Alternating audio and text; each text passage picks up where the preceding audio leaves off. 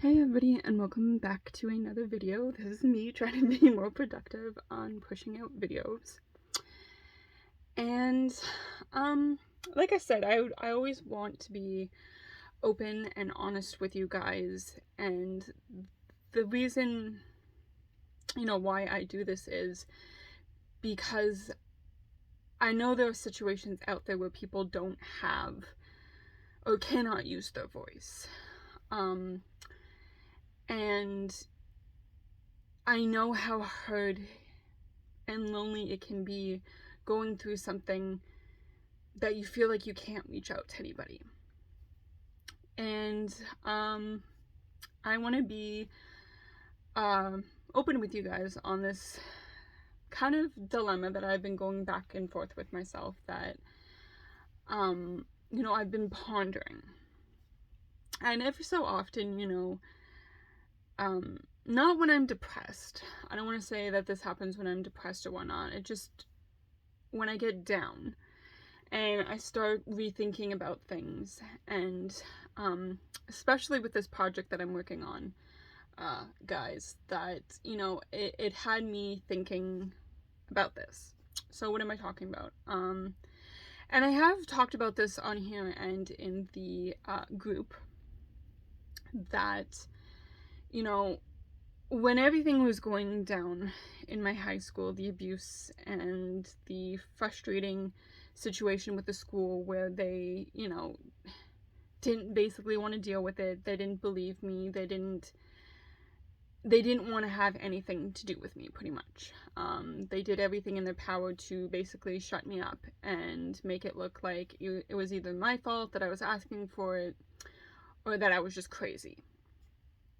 And in one of the situations was the police were brought in. And, throughout this whole ordeal that I went through, this has stuck in my mind so clearly that I remember what I was wearing that day. I was wearing jeans, running shoes, a t-shirt, and a sweater. That was usually kind of what I wore, or sweatpants. And I remember just sitting there with my counselor, the VP, the principal, and these two officers. One was male and one was female. And like I said on here before, I thought something happened to a family member, and that was quickly dissolved. And basically we went into talking about this situation, that the school was very tired of constantly having to deal with this, that it was basically a he said she said thing. And even when I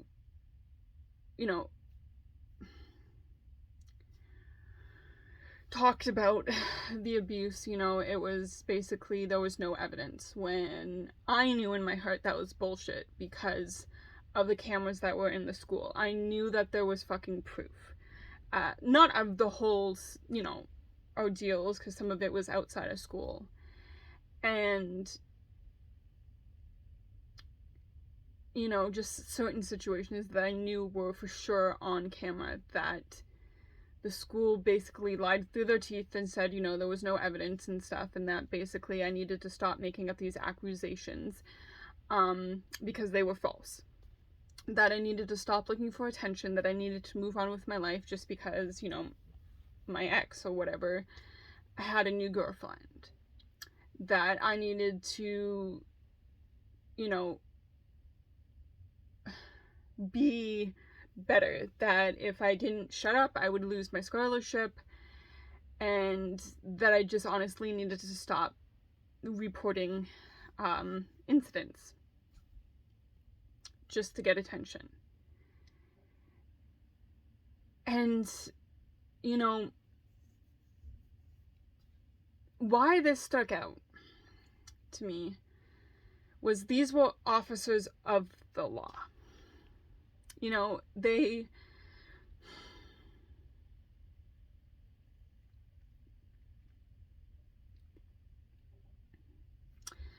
they should have done more. They should have investigated more. They should have talked to me, without all these adults. They should have talked to me.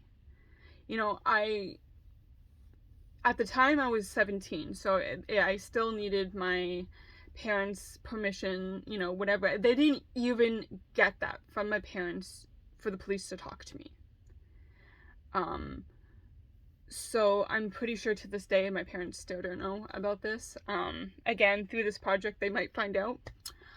So that's this is going to be a heavy conversation, and many to come. But I blamed myself, and in a way I still do, because it's like, well, why didn't I try harder with the officers of the law? Why didn't I go more to the police? Why didn't I do more? Because things may have been differently. Maybe the abuse would have stopped. Maybe, all these maybes. And I have to stop myself. And I was talking about this with Captain B. And he made some really good points, that there were threats against my life and my family's life through my abusers. That, I fought hard. And, at that point, hearing those officers not really give a shit. They were taking my principal, my counselor, my VP's word over mine. It wasn't really like they had a conversation with me. I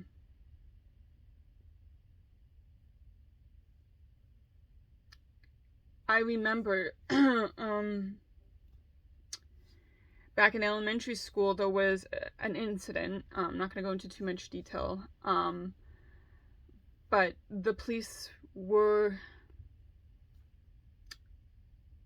contacted, and they came to my house to talk with me and my parents about the situation, and it was handled very professionally, and it was resolved through the police and whatnot.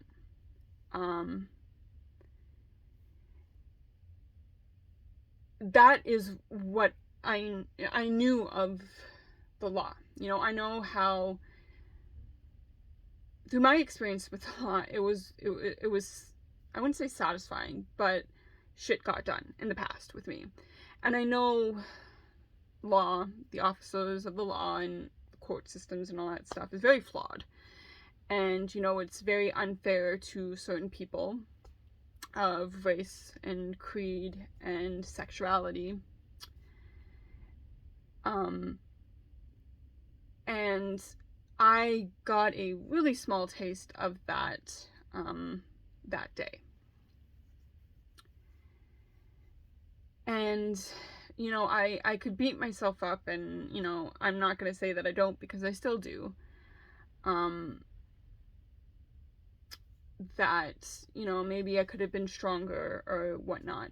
But being so physically, mentally, emotionally just beaten down, and feeling like there was nowhere on earth that I could turn. Not to the school, not to the officers of the law, not even to my friends who I thought were my friends, minus Captain B and one other friend.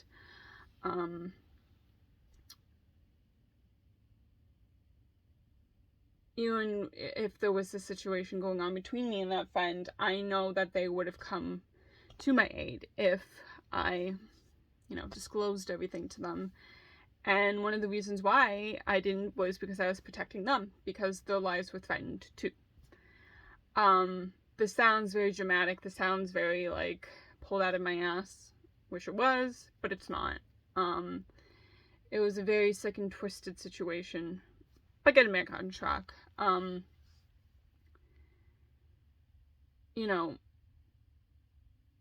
having the school say, my parents wouldn't believe me, that I was a disappointment, that, I wasn't the daughter they wanted or raised.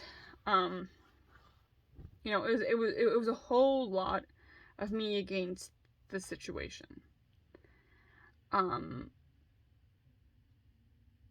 girlfriends who I thought were girlfriends, weren't. They were really good friends with the group of 6, or some of them. And, they were very,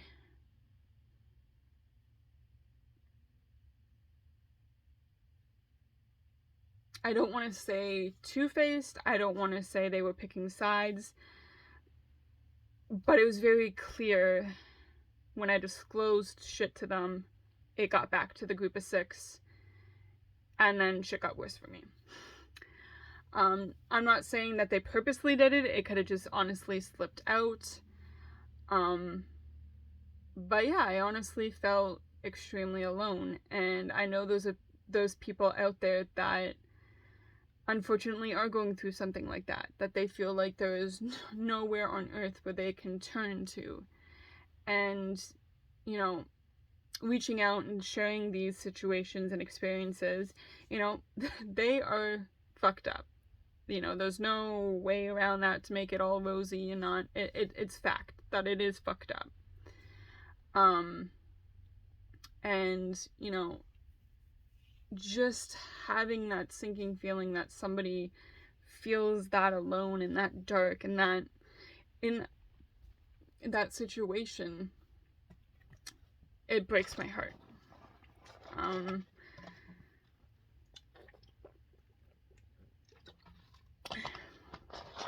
this is why I do that, so they know that there's somebody out there that they can reach out to, or that they can listen to and just know that they aren't alone.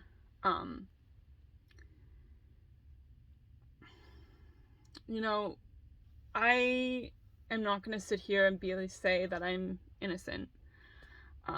I stated that from the fact that I did some really fucked up shit, like sexting, and I don't want to say wearing provocative clothes, but I mostly did wear jeans and a sweater, and sometimes I would wear like a tank top with the sweater and the jeans,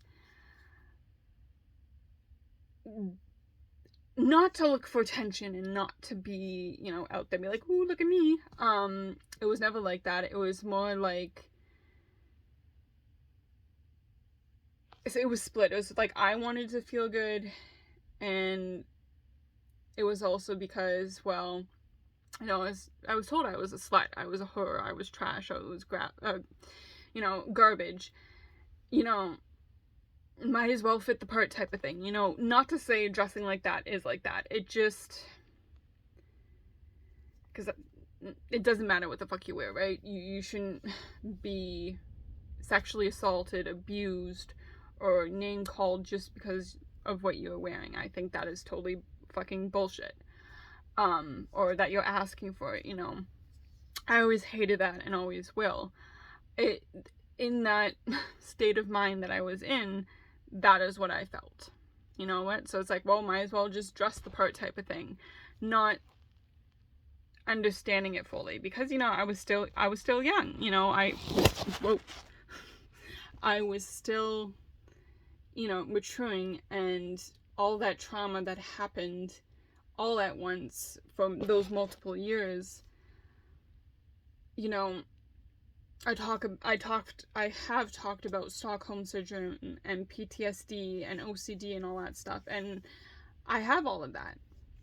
And I didn't understand Stockholm Syndrome until, I did the research about it. When I was in therapy, we talked about it, and it made a lot of sense, because even after high school, again, I did shit that I was not proud of.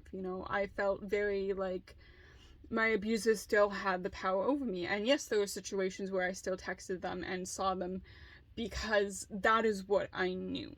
That is what they made me believe, that they were the only ones that could love me, that they were the only ones that would ever want me. And yeah, there was a good 2 years after high school where it was still, they had that power over me, that I gave into that, because that is what I knew. That is what I was comfortable with.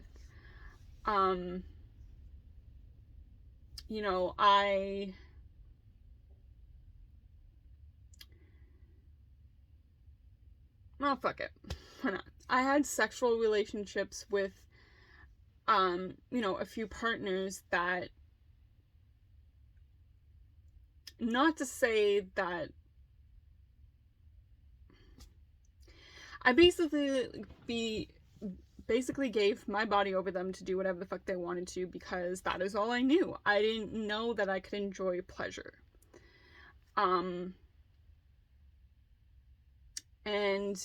you know what? I still felt like garbage. I still felt like trash. So why not fucking, just feel that, And did it make me feel good after? No.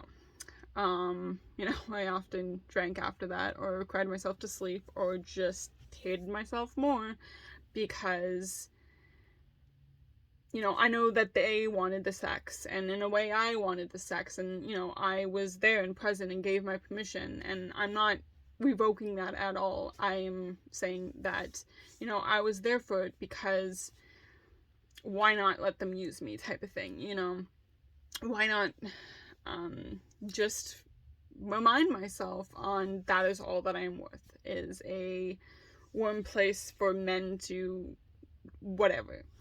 You can fill in the blanks there.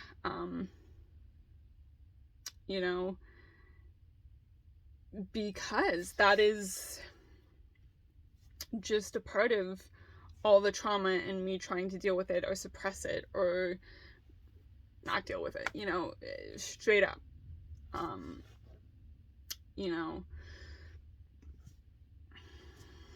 That is just what it is. There was also another certain situation that came up, that a friend of mine was in a very low place, and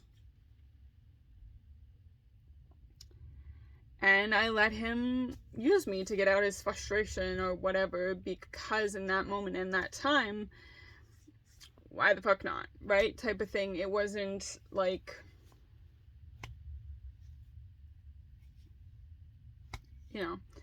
he really gave a shit about my emotions and my feelings at that time. I just let him, again, I did give him my permission. I'm not revoking that at all. But, hey, I was feeling low that day, and why not? Just let men do their thing, type of thing. And that was my state of mind for a very long time. Now, I'm not saying I went out and shebanged, a lot of people. This was just literally less than 5 people, type of thing. Literally 2 people, okay? Nothing's fantastic. And, there was one person that slowly, he saw what I was doing to myself, and, he didn't push, he didn't shove, he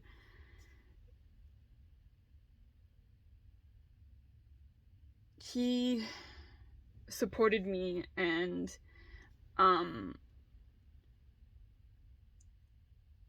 he let me explore me, in a way, and taught me that I was sexy, that I was beautiful, that my scars and my damage don't ruin me. They don't, define who I am, even though some days, I feel like that. Sean really taught me a lot about self-love. And he was the one that supported me through therapy. Him, Dave, and Will. They really helped me grow as a person, and, didn't take advantage of me, and they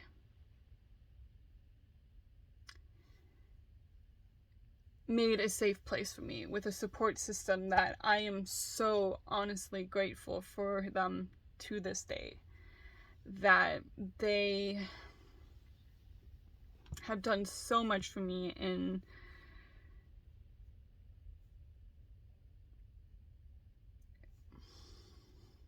in ways that I can't even begin to explain. And, you know, slowly one day I'll get into that. And I know I made a video about my little self when I get overwhelmed or very triggered, or PTSD, that I kind of regress. And Dave was the one that saw that. And, you know, I was very disgusted with myself in the beginning of that, because I didn't understand. And actually through therapy, I learned that a lot of people dealing with trauma like mine, you know, go through certain situations like that. Some of them have multiple personalities. Some of them have a little. Some of them, you know, blank out and do stuff that they aren't aware of. And I can go on and on and on. But mine is that I sometimes tend to regress. And I haven't in a very, well, I won't say very long time, but it's been a few months. And, you know, like I said in the beginning, I was very disgusted with myself and whatnot. But Dave was able to help and support me, and, you know, they were never disgusted with me. They never were like, oh, we don't want no part of this type of thing. They were very, very understanding. And, you know, they allowed me to learn to even love that part of me. And, you know, they created this really, really safe place for me. Not to say that everything is rainbows and butterflies. We all have our demons and our trauma in this like little circle of ours. But they again have never shown any sign of disgust in me, or, you know, anything like that. They have been very, very supportive, and I am thankful that they were able to, we basically walked into each other's lives when we were all going through some shit. And even Kyle, who was part of our circle before we lost him, was very sweet. And I miss him. It's hard. But he was very goofy, and, you know, we would have dance parties and just ourselves in the kitchen, and they were just are so amazing, and I'm so very thankful for them. And I know I've said that so many times, but, you know,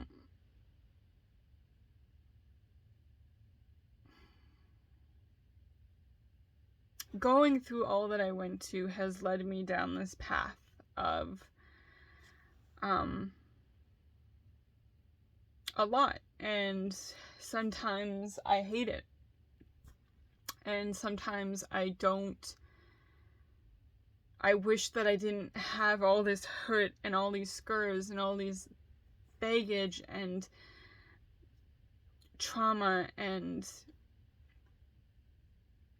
questions and loss.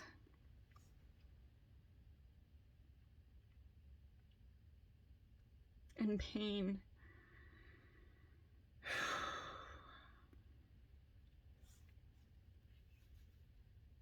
And sometimes, you know, I want to scream at the top of my lungs, and I want to get just so angry. And for so long, I was just so angry at myself. And I know I took a lot of stuff out on myself. I've talked about it here with the drinking and the just destroying of my body, because I hated myself. And there were days where I still hate myself, that I think that nobody could possibly ever love me, that I am too damaged for anybody, that nobody could handle all of this. And I get so frustrated. And, you know, it's not fun having the anxiety and the depression and the PTSD and the Stockholm and OCD and all of this all jumbled up. But it is a part of me and makes me who I am today. You know, I can be a strong, independent woman. And sometimes I am too strong and independent. And other days I am not. I am weak and I am sad.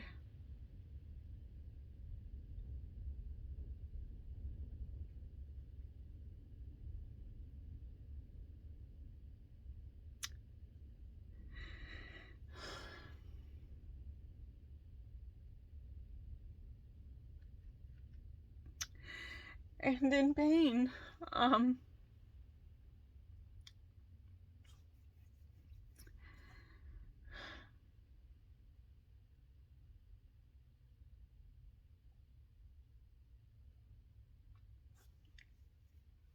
But I know that is just all part of everything, you know, even the nightmares that I still get, that, you know, I can wake up from a deep sleep and still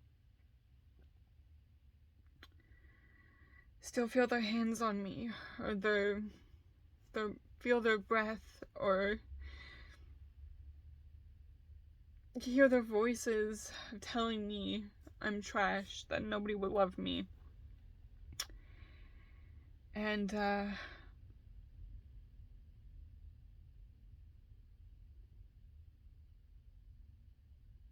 it sucks. It's hard. And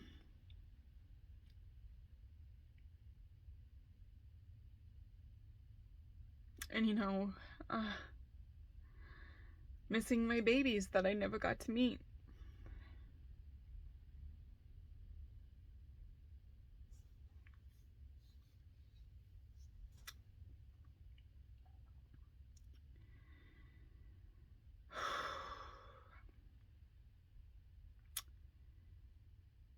But,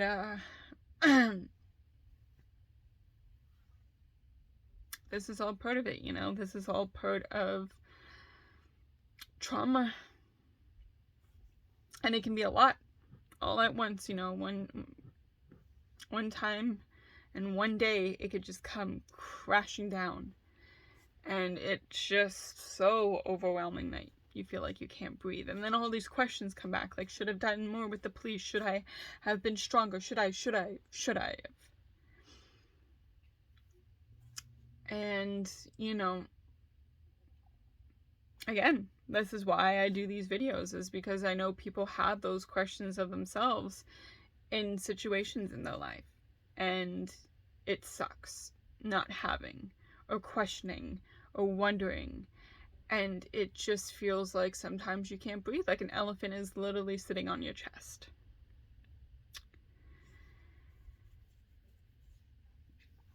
It's overwhelming. And some days it destroys you, and some days it makes you stronger. And it's okay. It is okay to have those days where it is all too much. And that it is okay to have good days. And it is okay to feel everything. And it is okay to feel nothing. And it is okay to feel happy. And it is okay to experience new things. It is okay. It is okay. And I know some days it really does not feel like it is okay, that, you know, you should be stronger, that you should be over this and just move on with your life. And that is never easy. But it is okay to have those questions. It is okay to feel all those things. It is okay to wonder.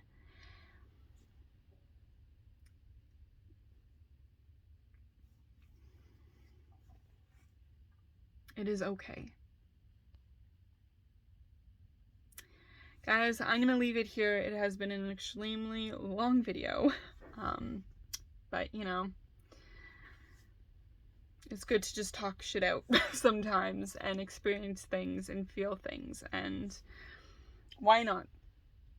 You know, why not grow that community and that safe place for people to just come and listen, or, you know, communicate with one another and comment and whatnot. And I know those people out there that are disgusted by these videos, that I hate them or think I'm lying or whatnot. I get it. I honestly get it that there's always going to be people out there that don't have nice things to say or whatnot. But I also know that there are people out there that can relate or experience something and they're like, I don't know. So, with that note, remember, never give up, always keep fighting, you're enough, and you're very much loved. Until the next video, guys. I love you guys. Stay safe.